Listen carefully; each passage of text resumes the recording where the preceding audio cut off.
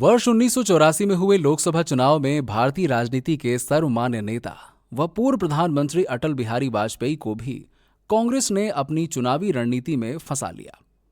अटल जी की हार की कल्पना तो किसी को नहीं थी, लेकिन कांग्रेस ने अटल जी को चुनावी जाल में फंसाकर पासा पलट दिया।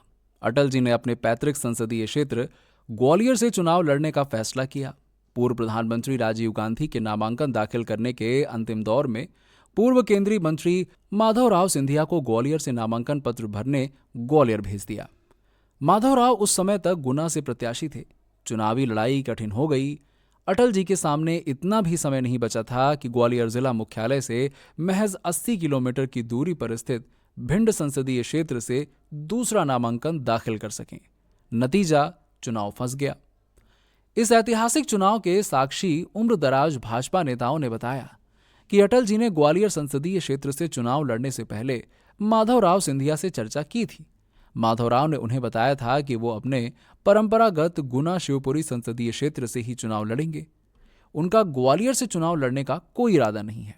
अटल जी का माधवराव सिंधिया से बात करने का मूल कारण था, वो नहीं चाहते थे कि संगठन के लिए समर्पित राजमाता विजयराजे सिंधिया पुत्र व संगठन को लेकर किसी धर्म संकट में फंसे। इंदिरा गांधी की हत्या के बाद कांग्रेस की बागडोर पूर्व प्रधानमंत्री राजीव गांधी के हाथों में आ गई थी। कांग्रेस के रणनीतिकार भी बदल गए थे। अटल जी देश भर में चुनाव प्रचार के लिए नहीं निकल सके। उन्हें उनके क्षेत्र में उलझाने की नीयत से ऐन वक्त पर राजीव गांधी ने माधवराव सिंधिया को ग्वालियर संसदीय क्षेत्र से नामांकन दाखिल करने को कहा। माधवराव सिंधिया का पहली बार ग्वालियर संसदीय क्षेत्र से चुनावी मैदान में उतरना इसने मुकाबले को संघर्षपूर्ण बना दिया। ग्वालियर से अटल जी का ये दूसरा चुनाव था। समूचे राष्ट्र की नजरें ग्वालियर संसदीय क्षेत्र पर टिक गईं। चुनाव प्रचार के अंतिम दिन दोनों ही उम्मीदवारों ने चुनावी सभा की। वर्तमान ऊंटपुल चौराहे पर भाजपा की चुनावी सभा में अटल जी के साथ राजमाता विजयराजे सिंधिया भी मौजूद थीं। राजमाता के भाषण के अंतिम शब्द थे कि एक तरफ सपूत है तो दूसरी तरफ पूत, अब फैसला आप लोगों को करना है।